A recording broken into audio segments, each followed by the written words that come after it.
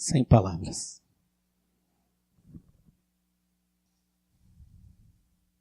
Abra sua Bíblia em Mateus, capítulo 28.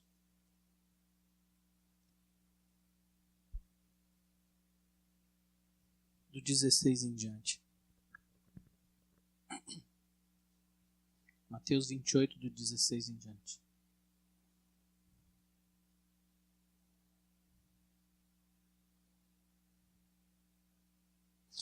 Jesus já havia ressuscitado, os seus discípulos já haviam tido alguns encontros com ele,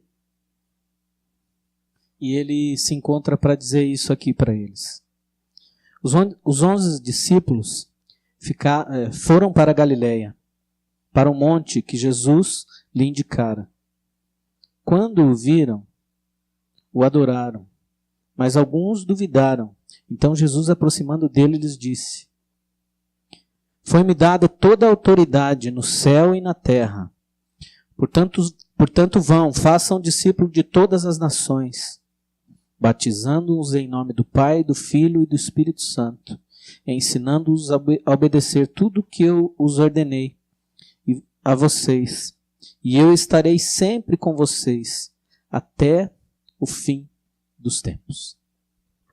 Vamos orar? Senhor, nós queremos apresentar a Tua palavra, Senhor. Oh, Jesus, que o Senhor possa despertar o nosso coração, que o Teu amor possa estar nos constrangendo, Deus, e que possamos entender de uma vez por todas qual é o propósito da igreja na terra, Deus. Nos ajuda, Senhor, nos ajuda, Pai, em nome de Jesus, fala conosco, Pai. Põe a mão aí na sua cabeça e diga assim: eu sou Israel de Deus. Eu dou toda a liberdade de ação ao Espírito Santo de Deus. E eu repreendo toda distração, tudo aquilo que vem impedir de eu entender a palavra de Deus. Em nome de Jesus. Amém?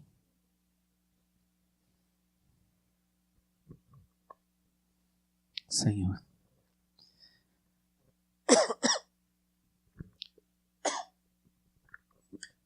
Muitas vezes nós ouvimos muitas coisas durante muitos anos.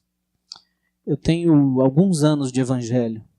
Eu me converti em 87. Pode fazer as contas aí, você vai saber quanto tempo eu tenho seguindo a Jesus. Eu me converti com 17 anos. Eu vivia em meio a uma confusão, na verdade. A minha família sempre foi muito bem estruturada. Eu sempre tive meus pais como referência, meu pai e minha mãe. Nós éramos em 6 filhos, mas não tínhamos só 6 filhos. Sempre tinha mais gente morando conosco. Tínhamos 2 tios da minha mãe que moravam conosco, que eram 2 velhinhos, e tinha um primo que cresceu junto conosco. Então veja, nós fomos morar numa casa bem pequena da Coab, no Conjunto Parigô de Souza, que foi entregue em 1979. Ali nós crescemos. Eu cheguei lá em 79, eu tinha 10 anos de idade. Aí faça suas contas de novo, para você ir descobrindo as datas e as coisas. 10 anos de idade, cheguei no Parigô. Nós morávamos antes na Vila São Paulo, num terreno muito grande de esquina, e ali nós passávamos o tempo todo brincando, eu e meus irmãos. Meu Deus, o que a gente aprontava naquele lugar, não era pouca coisa. A gente fazia tanta bagunça. Uma vez eu me lembro que nós tínhamos, na cerca tinha um tronco maior na esquina, e aquele dia nós ficamos lá e o meu irmão mais novo, não, foi a minha irmã mais nova, abaixo de mim, a Eda, ela era bem pequenininha, pegou umas pedrinhas e jogou num carro que estava passando na rua. E aí a mulher parou, veio tirar satisfação com meu tio. Ixi, deu uma maior confusão. Mas por que eu estou falando isso tudo para você? Porque eu quero te falar hoje sobre propósitos. Sobre propósito. Você vai entender onde eu quero chegar com isso tudo. E nós vivíamos num lugar ali, nessa Vila São Paulo, era uma casa simples. Para vocês terem ideia, a casa que nós morávamos antes, na própria Vila São Paulo, era uma casa que nem banheiro tinha dentro de casa. A gente tinha que ir lá fora. Antigamente se chamavam de privadas aquilo. Eram latrinas, na verdade, horrível, gente. De madeira, Senhor Jesus. E eu vivi isso aqui em Curitiba. E nós tomávamos banho na bacia. Eita Deus, né? Que lindo. Um banho tcheco, como dizia a turma. E veja, sempre fomos muito pobrezinhos, sempre fomos muito limitados a muitas coisas. Eu me lembro uma vez que meu pai ficou desempregado morando nessa primeira casa da Vila São Paulo. E nós não tínhamos mistura para comer. E 3 casas para baixo, tinha uma vizinha que tinha um pombal. Vocês já sabem o que aconteceu, né?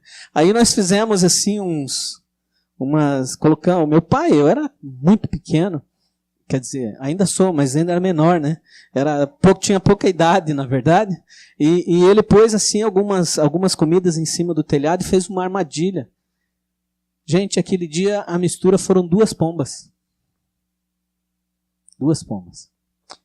Por que eu estou contando isso tudo para você? Porque às vezes nós achamos que na nossa vida nós fomos predestinados ao sofrimento.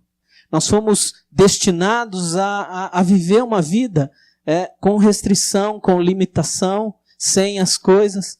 Eu quero dizer para você, isso não é verdade. Isso não é verdade. O que aconteceu? Viemos para o Parigô de Souza, com 10 anos, a gente morava num terreno muito grande, então não tinha por que sair de casa. Ficávamos o dia inteiro, eu e meus irmãos, brincando. Eu me lembro de alguns episódios que a gente aprontava.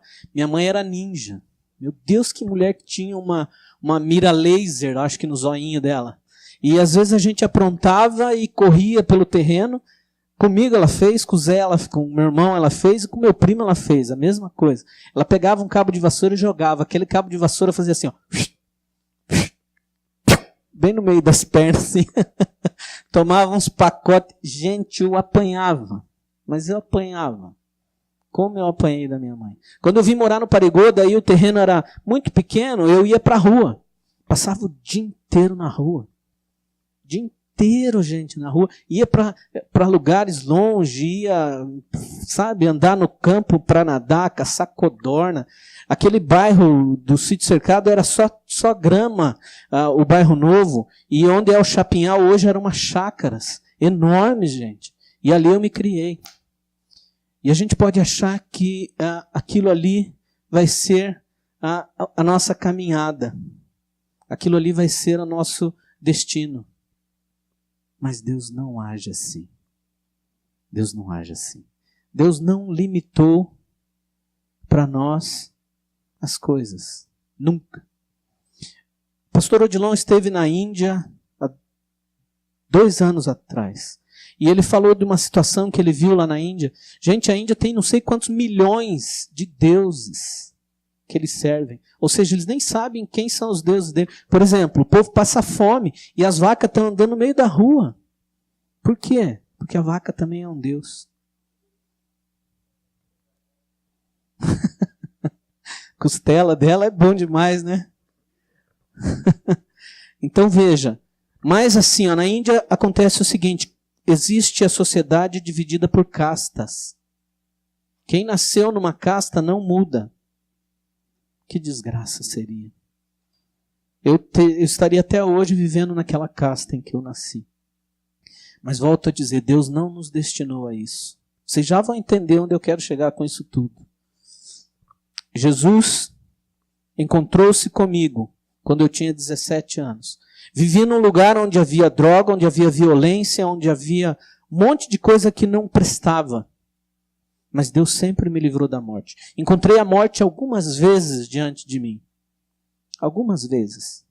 Algumas vezes. Em situações, em confusões. Mas Deus me guardou. Foi me guardando, foi me guardando, foi me guardando. E quando eu encontrei com Jesus com 17 anos, eu pude entender que havia algo diferente para a minha vida. Havia um propósito diferente para a minha vida. E eu fui inserido no corpo de Cristo. Nós vimos sobre um navio chamado Corpus Christi. Esse navio é maravilhoso. O nome dele é Igreja do Senhor Jesus. Esse é o melhor navio que existe na terra. Por quê? Porque ele é guiado pelo dono de todas as coisas. O comandante desse navio deveria ser Jesus Cristo. Esse deveria ser o comandante desse navio. E entrei para a igreja em janeiro de 87. Em março de 87 eu fui batizado. Gente, eu fumava. Me lembro disso até hoje. Eu fumava uma carteira de cigarro por dia. Então, se você tem alguma dificuldade ou se você tem algum vício para vencer, venha falar comigo. Eu tenho algumas experiências de coisas assim. E eu me lembro que daí no carnaval a gente foi para um retiro. E o que acontecia? Tinham reuniões da igreja numa lanchonete de uma irmã e eu ficava esperando a turma ir embora, porque lá sempre estavam meus brothers das antigas. E eu sempre ia dar uma bola num careta de alguém. Sempre ia fumar um cigarrinho com alguém, depois do culto. E eu achava que ninguém sabia. Achava que estava tudo certo, que eu estava escondido e que estava beleza. E aí a gente foi para esse retiro de carnaval. Quando a gente chegou em Antonina, era em Antonina que a gente foi. O pessoal se acomodou lá atrás, assim, da rodoviáriazinha de Antonina, puseram todas as mochilas lá, sentaram e começaram a cantar. Eu achei ali a melhor oportunidade. Agora eu vou vazar daqui e vou fumar um cigarrinho. Quando eu saí do meio do povo, me lembro até hoje que eu estava caminhando em direção a uma lanchonete do outro lado da rua. Eu senti um toquezinho no meu ombro. Um amigão meu disse assim: eu sei que você ainda não se libertou do cigarro. Você quer fumar, né? Mas vem aqui, eu quero orar por você, Deus vai te libertar. Gente, a gente precisa de ajuda dentro da igreja. Não pense que você vive sozinho dentro da igreja, que você pode tudo sozinho. Não ache isso. Todos nós precisamos de socorro. Todos nós precisamos, às vezes, que o irmão lance o barco salva-vidas para nos tirar de situações contrárias, em que o mar está levantando ondas gigantes. Sempre nós vamos precisar. Por isso que a igreja se chama corpo de Cristo. Porque um está aqui para abençoar e ajudar o outro. Um está aqui para atender e acudir o outro. Não pense que você está sozinho, ilhado. Você está em comunidade, em comunhão com as pessoas. E o que aconteceu? Ele orou comigo. E eu fui para aquele retiro, era numa ilha bem na frente do Porto de Paranaguá. Uma ilha linda, gente. E ali nós ficamos, e ali nós adoramos, e ali nós aprendemos tantas coisas naquele retiro. E ali eu fui liberto do cigarro. Nunca mais eu fumei. Nunca mais. Deus me curou. Por quê? Porque alguém jogou o barquinho, entrou nele, remou e me tirou da onde eu estava.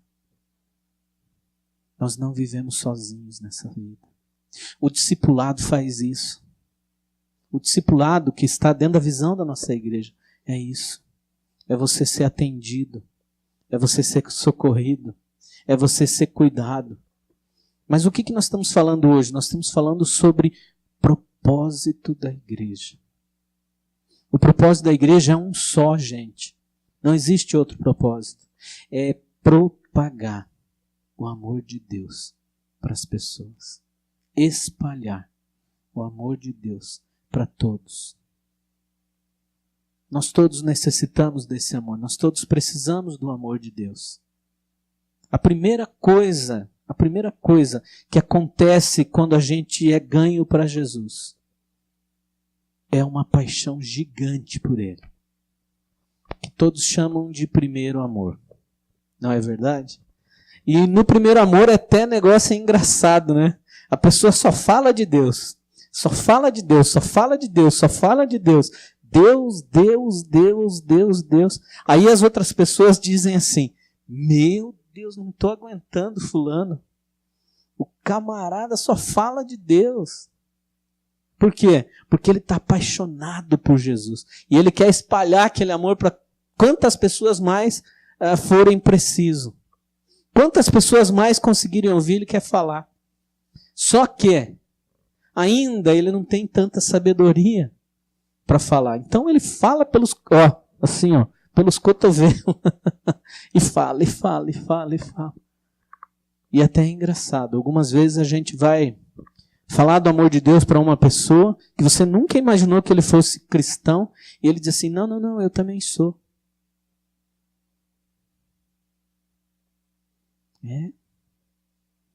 Mas cadê a vida? Porque não me falou antes do amor de Deus. Você já não ouviu isso algumas vezes? Você é da igreja, por que você não falou de Jesus para mim antes? Porque segunda coisa que acontece depois do primeiro amor, segunda coisa, a gente começa a ficar cheio de compromissos dentro da igreja, cheio de atividades. Eu tenho que ir para a igreja porque eu tenho ensaio do coral, eu tenho ensaio do teatro, eu tenho ensaio disso, eu tenho esse compromisso, eu tenho aquele compromisso, eu tenho aquele outro compromisso, eu tenho... Isso não quer dizer que a gente não deva trabalhar dentro da igreja. Mas cuidado. Cuidado com uma coisa que se chama ativismo. Isso pode nos prender e encher a gente de atividade e a gente não ter tempo para ter tempo com Deus. Você tem tanta coisa para fazer dentro da igreja, mas menos parar para ouvir Deus. Menos parar para ler a palavra. Menos parar para ter um tempo especial com Deus. Esse é o problema. O que acontece? A pessoa vem do primeiro amor, entra nessa questão, e aí vem o terceiro passo.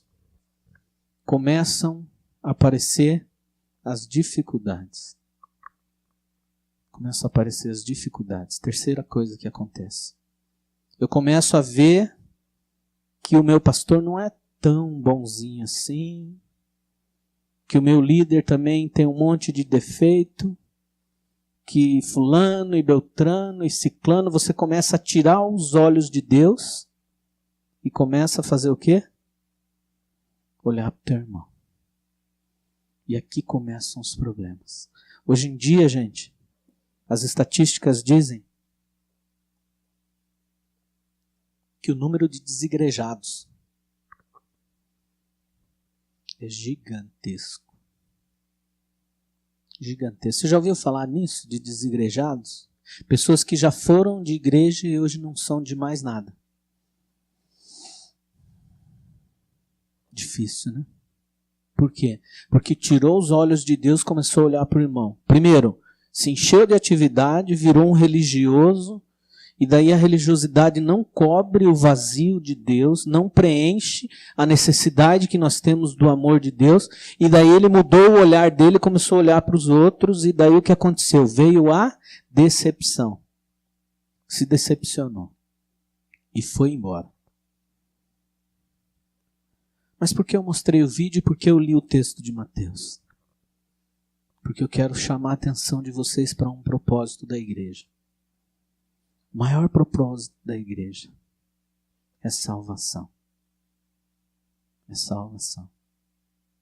A igreja é o lugar onde a gente tem que estar mesmo, reunido. Se você olha para o teu irmão e diz assim, meu Deus, esse cara é um sem vergonha, cara de pau mesmo. Agradeça a Deus, porque esse é o lugar que ele deve estar mesmo. Porque onde o Espírito de Deus está, ali há liberdade. E a verdade que a gente conhece, ela nos liberta. Uma hora Deus vai pegar ele. Mas cuidado, às vezes é você o problema. Você está com uma trave no olho e está olhando para o cisco do olho do teu irmão. Cuidado. Cuidado. Às vezes é isso que está acontecendo. Você não enxerga. Porque você está, ceguinho. Então, gente, vamos voltar o foco para a realidade da igreja. Qual é a realidade da igreja? A igreja não é um barco de prazeres. Onde todo dia a gente vai ter reunião para estar encontrando. Cuidado com isso às vezes. Isso é perigoso às vezes. Por quê? Vai tomar teu tempo de fazer outras coisas, de estar orando, de de estar buscando. Eu falei para vocês e falo de novo, a maior força que vocês têm é vocês juntos. Esse é um grande propósito que vocês têm. Mas a maior força que vocês têm é estarem juntos para ganhar a outros. Aí vocês vão pôr a força de vocês em ação. Eu me lembro do grito de guerra que vocês tinham no outro lugar. Jovens, qual é a sua missão? Falem para mim.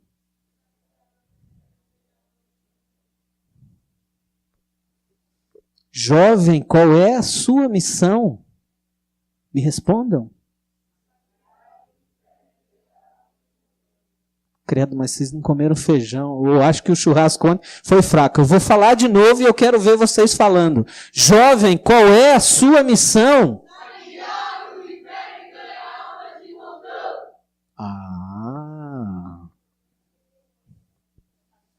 Agora, glória a Deus, né? E agora eu vou perguntar para vocês como pastores. Jovens, o que vocês estão fazendo? Se reunindo para encher o barrigão. Aleluia. Aleluia. Eu acho isso louvável, gente. Eu acho isso ótimo. Mas não esqueçam da missão de vocês. Essa missão não foram homens que deram. Não foi um maluco que inventou, que era aquele cara doidão. Foi Jesus quem deu essa missão para vocês. E vocês também fazem parte dessa missão. Vocês foram chamados por Deus para saquear o inferno e povoar o céu.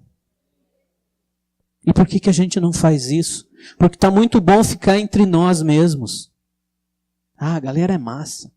Ah, a galera é legal. Pô, domingo foi da hora comer aquele cachorrinho lá no Wellington. Que cachorro top, cara. Aquele era de raça mesmo. Cachorrão de raça. Ontem fiquei sabendo, um passarinho verde me contou, que o churrasco virou vigília e saíram de madrugada da casa da Doca. Glória a Deus. Isso é bom demais, gente. Mas não esqueçam do propósito de vocês. O propósito de vocês é ganhar outros. O propósito de vocês é falar do amor de Deus. Esse é o propósito de vocês. Jesus Cristo nos deu esse propósito. Se você não sabia que você tinha esse propósito, estou te avisando. Você tem sim esse propósito na sua vida. Esse é um dos propósitos da igreja. Indo. O grego original diz isso. Indo. Aonde você for, pregue. A ordem não é ir, é pregar. No grego, a ordem é pregue para todo mundo. Abra sua boca e fale do amor de Deus. As pessoas estão que nem peixe. Vocês já viram uma lagoa quando começa a faltar água, o oxigênio dentro da lagoa, o que acontece? Quem já viu isso? Os peixes começam a subir, todos eles, indistintamente, começam a abrir a boca para fora da água para buscar o quê? Oxigênio. Gente, o mundo está assim. Sem oxigênio. E os peixes estão tudo assim, ó, com a boca aberta, esperando você vir e tirar eles daquela situação. Meu Deus do céu. Eu vi a situação daquela mãe naquele bote. E essa semana que passou, uma pessoa lá do mercado me chamou. Porque ela estava com uma dúvida. Ela ouviu falar que existe uma lei que em 2017 todos teremos que usar chip. E ela tem uma filha pequenina. E ela chorando perguntou para mim, como vai ser, Samir? Como vai ser? Por mim não tem problema. O problema é a minha filha. O Senhor Jesus um dia falou para um pai, vocês sabem dar coisas boas para os nossos filhos. Vocês sabem dar coisas boas. Mesmo sendo maus. Mesmo sendo ruins, vocês sabem dar coisas boas. E por que vocês não esperam de Deus coisas boas? Por que vocês desconfiam de Deus? Por que vocês não confiam que Deus pode suprir as suas necessidades? Pense, eu nasci num lugar muito pobrezinho. Eu fui concebido lá no interior do Paraná, lá em Venceslau-Braz. E vim nascer em Curitiba. Eu sou metade nortista e metade curitibano. Vim nascer aqui, pobre, de marré. Mas o que aconteceu? Com 14 anos, antes disso, com 13 anos, meu pai sofreu um AVC e ficou com o lado esquerdo paralisado e caiu numa cama. Nós não passamos fome, gente, porque amigos do trabalho do meu pai nos sustentaram. Eles vinham todos os meses trazer a cesta básica nossa. Todos os meses vinham trazer comida para a gente. Todos os meses eles vinham suprir as nossas necessidades. Lembra-se do que Jesus falou lá em Mateus 5, 6 e 7, onde ele está falando do Sermão do Monte? Um sermão maravilhoso. Ele fala, por que vocês estão ansiosos com o que comer ou o que vestir? Olhe para as aves. Elas não plantam, não colhem, não guardam em celeiro. Mas todo dia elas têm o quê? É verdade. Eu ouço os pássaros de manhã e eu sei que o dia está nascendo. E eles estão fazendo o quê? Louvando a Deus. Pelo quê? Pelo alimento, pelo suprimento, por tudo aquilo que eles podem ter. Tem pessoas que põem banquetes para eles, gente, nas suas casas. E eles vêm e comem. Mas é o amor de Deus cuidando dos pássaros. Aí ele diz assim, por que você está preocupada com tua roupa? Nem Salomão, que foi o homem mais rico em toda a sua glória, se vestiu como um lírio do campo, que hoje nasce, amanhã é cortado e depois amanhã seca e é queimado. Nós ficamos preocupados com coisas desse mundo. E isso nos prende aqui. Isso nos tira da visão. Isso nos tira do foco. Isso nos afasta do propósito. O propósito de Deus para nós é nos empenharmos em servi-lo, em amá-lo, em estar debaixo do que Ele tem para nós. Quando a gente tem condição como igreja de abençoar alguns irmãos com cestas básicas, isso para mim, vocês não sabem que alegria que me gera no coração. Por quê? Esse é um dos propósitos da igreja, atender as pessoas nas suas necessidades. Eu me lembrava quando eles vinham, eles às vezes reuniam aquelas sacolas de roupa, gente. Nós éramos um monte de gente. Sacolas de roupas, eles vinham com aquelas sacoladas. Ai, que alegria quando chegava aquelas sacolas de roupa. O que a gente fazia? Eles vinham, daí eles ficavam um tempão com a gente, comiam, se alegravam. Quando eles iam embora, era um corre-corre para aquelas sacolas daquela criançada para saber o que tinha dentro. Ah, eu vou separar o que me serve. Ah, eu também. Gente, no meu tempo, olha só, no tempo da nossa infância, as minhas duas irmãs mais velhas, uma estudava de manhã e uma de tarde. Por quê? Porque o mesmo sapatinho elas usavam. Uma chegava da escola, tirava para a outra pôr e ir para a aula. Não se limite à tua situação atual. Não deixe o inimigo te prender na situação da dificuldade. Olhe para cima. Olhe para Deus. Da onde vem o teu socorro? O teu socorro vem de Deus. O teu socorro vem do Senhor. Aí, veja bem, a gente caminhou, a gente cresceu. Com 14 anos eu comecei a trabalhar. Fui para o banco ser office boy. Com 14 anos. Eu era tão mocorongo, eu já não sei se falei isso para vocês, ele vai ficando velho, vai contando as coisas, vai esquecendo o que contou. Me levou pela mão e eu aprendi, fui aprendendo, fui crescendo. Quando eu tinha 19 anos, 19, eu já era chefe de caixa. 19 anos. Eu era o mais novo da agência, num cargo de confiança. Porque Deus tinha propósito para a minha vida. Deus tinha algo para mim. Aí hoje em dia você compra um tênis para um filho, tem que ser do... Vocês entenderam, né? Da vírgula, né? Tem que ser dos 3 risquinhos também. Estou falando mal, não. Eles cresceram em outro tempo. Graças a Deus a gente pode fornecer o que eles têm, necessidades. Mas eu vi situações com o meu filho, em lugares onde ele estudou, é que se não tinha o tênisinho da vírgulazinha, não podia fazer parte de alguns grupos lá dentro da escola. Mas isso não pode te paralisar. Se você não tem, tem um outro grupo que não tem. Se junte a eles. Se junte a eles. Às vezes nós paralisamos a nossa vida nas dificuldades. Não pare de olhar para Deus. Não pare. E hoje eu ouvi algo que é para você, Wilton, o que eu ouvi. O camarada estava falando de trabalho, e ele disse, puxa vida, mas se eu vou trabalhar 8 horas para esse cara, eu posso trabalhar 8 horas para mim, com a mesma intensidade que eu vou trabalhar para esse cara, e eu acho que no mínimo igual eu vou ganhar. E eu sei que Deus falou que era isso para você, meu filho. Isso era para você. Na mesma intensidade que você trabalha para os outros, trabalhe você, para você e para Deus. Ele vai te suprir e vai superabundar. Eu senti que era para você isso.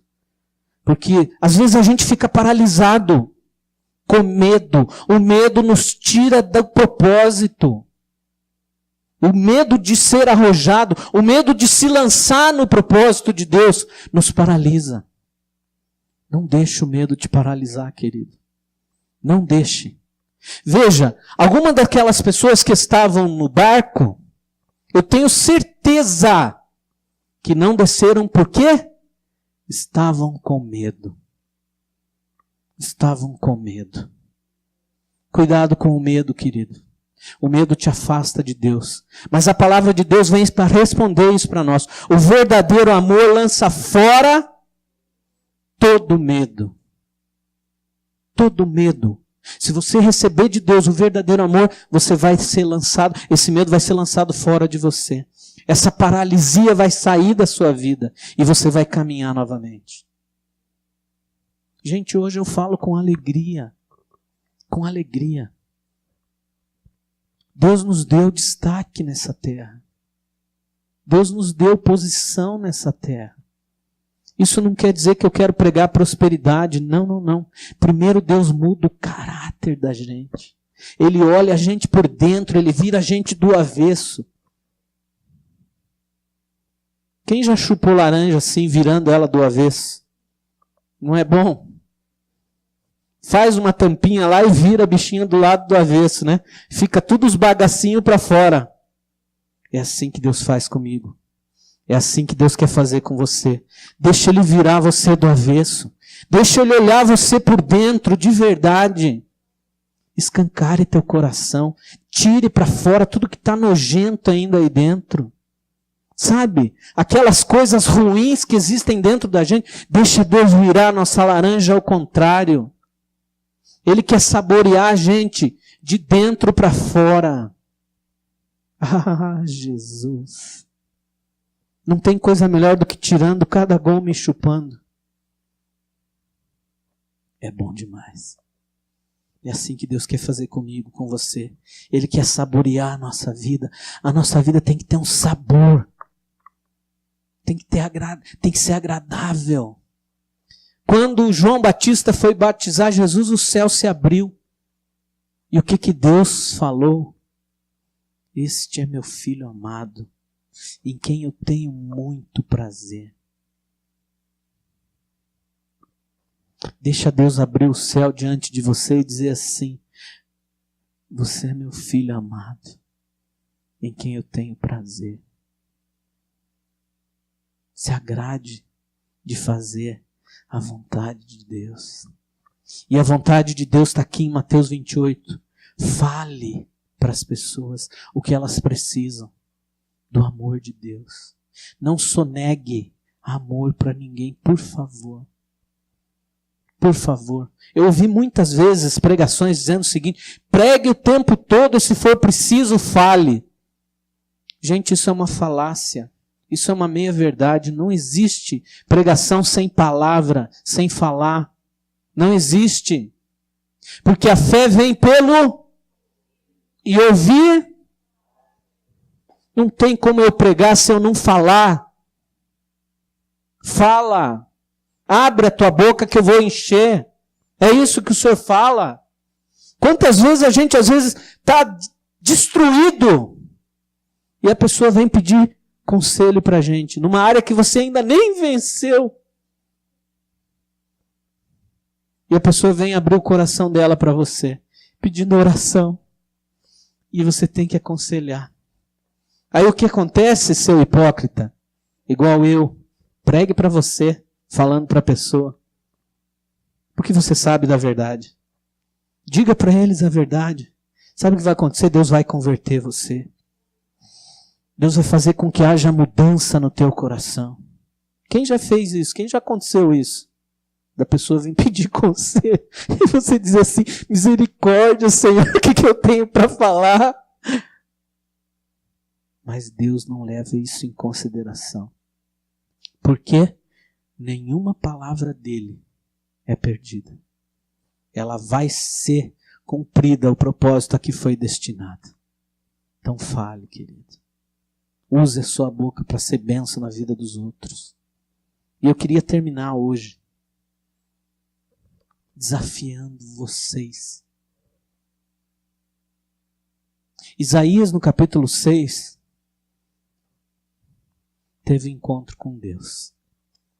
A palavra de Deus diz o seguinte, que o templo se encheu com uma fumaça, que era a presença de Deus. E aquele lugar começou a ficar cheio da glória de Deus. E de repente, Deus abriu a visão de Isaías. E ele viu um sublime e grande trono. E anjos, e querubins, e serafins, e arcanjos voavam diante de Deus. E o que eles cantavam? Santo, santo, santo é o Senhor dos exércitos. A terra está cheia da tua glória.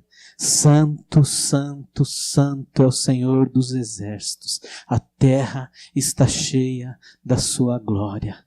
Santo, santo, santo é o Senhor dos exércitos. A terra está cheia da sua glória. Você é a glória de Deus. Eu sou a glória de Deus. Para a terra estar cheia da glória, eu tenho que transmitir. Eu tenho que levar. Eu tenho que levar. Eu tenho que transmitir esse amor.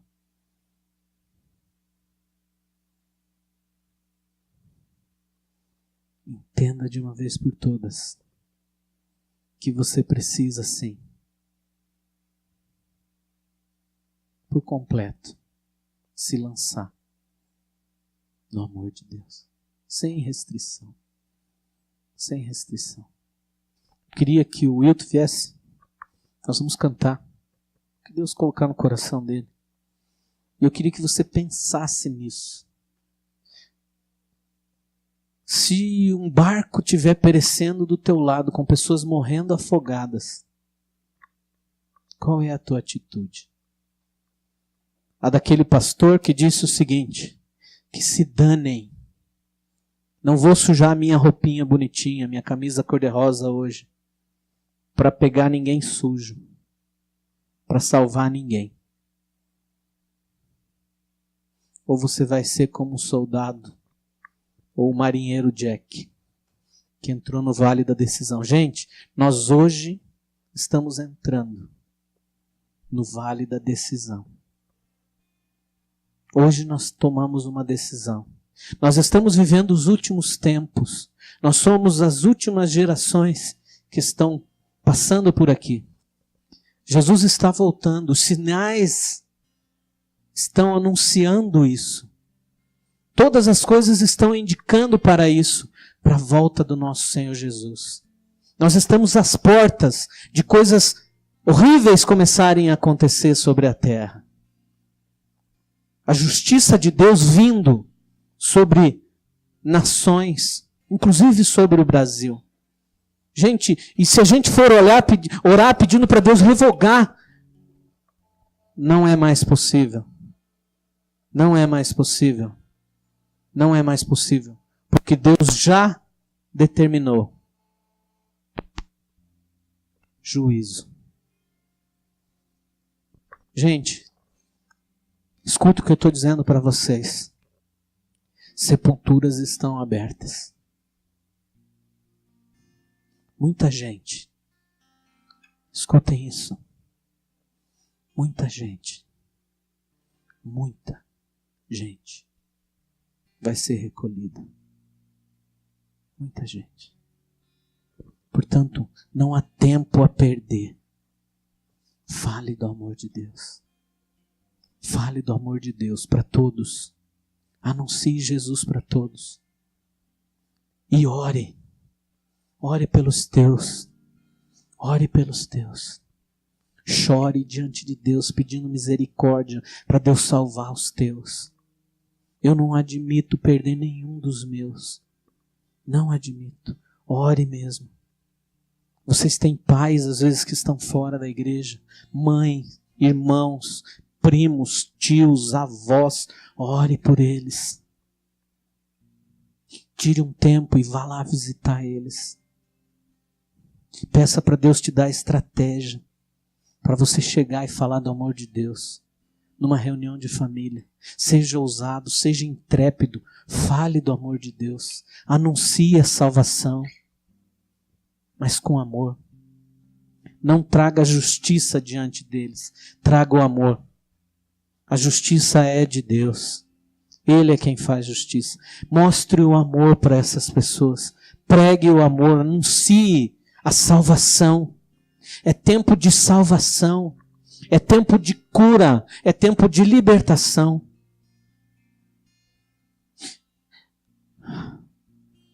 Deus falou conosco que ganharíamos muitos. Mas você precisa fazer a sua parte. Eu preciso fazer a minha parte. Eu estava adorando ali. E eu estava pensando na estrutura do novo templo. Mas às vezes não é isso que Deus quer. Deus quer vidas. Deus quer pessoas. Às vezes o local é mero detalhe. Às vezes a gente se concentra nessas coisas e esquece as outras. Se concentre nas pessoas, se concentre em vidas. Jesus Cristo mesmo te chamou, como Ele fez com os discípulos. Toda a autoridade me foi dada, nos céus e na terra. Nada pode nos resistir, nada pode nos impedir, nada pode nos paralisar. Portanto, vão e anunciem o amor de Deus para todos, para todos. Nós vamos cantar, o Wilton vai nos dirigir.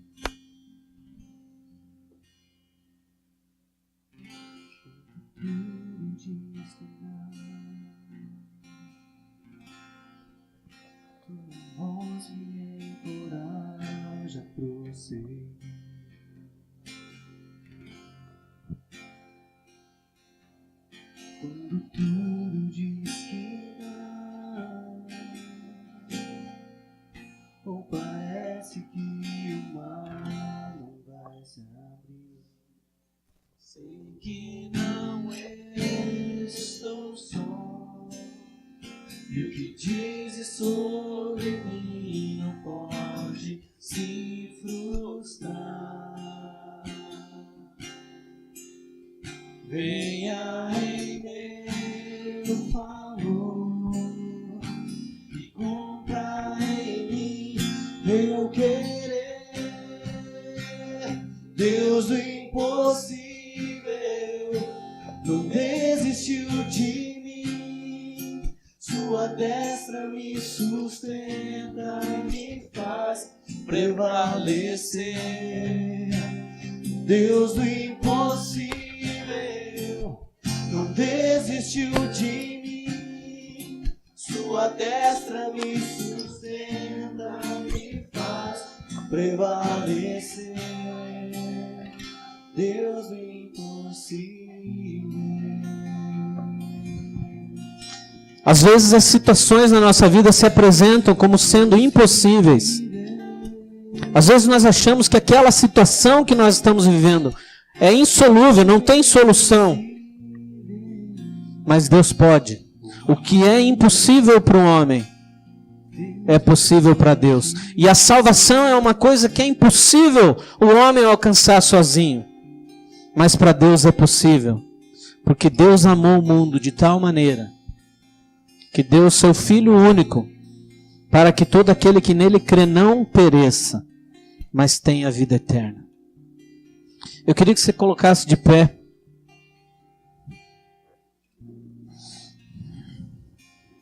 E queria que você se posicionasse diante de Deus. Qual é a tua posição? Você vai ficar na igreja? Deixa os que estão morrendo perecer. Ou você vai preparar um bom botezinho salva-vidas? Vai entrar nele, em alto mar, com as ondas altas mesmo, sair resgatando as vidas. As pessoas estão morrendo afogadas, gente. As pessoas estão perecendo no pecado, nos seus problemas. Morrendo, gente. Sem Deus. Sem Deus. E para terminar o texto de Isaías, no capítulo 6, a casa se encheu da glória, ele viu o trono. E Deus falou para ele: Isaías, o que eu vou fazer com esse povo? Esse povo que está perecendo. Olhe o mar, olhe para o mar. As pessoas estão perecendo. Isaías diz assim: ai de mim, que habito no meio de um povo de lábios impuros, e eu sou mesmo também alguém de impuros lábios. Rapidamente o Senhor ordenou um anjo que pegou uma brasa do altar e meteu na boca dele e diz: purificados estão os teus pecados. Purificados estão os teus pecados. Não dê desculpa para Deus dizendo que você não vai porque você está cheio de pecados. Porque eu estou te dizendo agora aqui em nome de Jesus, seus pecados foram perdoados. Porque o anjo do Senhor está aqui purificando você. O fogo do altar de Deus está sendo derramado sobre você. E você está sendo perdoado e purificado. Depois de ouvir isso, Isaías disse o seguinte: Senhor, eu vou. Senhor, eu vou. Senhor, eu vou. Senhor, eu vou. Eis-me aqui. Envia o teu Espírito a mim, para que eu vá. E depois disso, Isaías foi um dos maiores profetas da nação de Israel. Ele tocou a sua geração com a palavra de Deus. Deus está querendo levantar profetas destemidos como Isaías, que não tem do que temer, não tem o que ter medo. Pelo contrário, falam aquilo que Deus quer que eles falem. Se você é um Isaías, venha aqui para frente e se posicione diante de Deus, dizendo: eis-me aqui, envia-me a mim. Eis-me aqui, Senhor, envia-me a mim. Eis-me aqui, Senhor, envia-me a mim. Eis-me aqui, Senhor, envia-me a mim. Eis-me aqui, Senhor. Aleluia. Aleluia. Aleluia. Aleluia. Aleluia. Aleluia.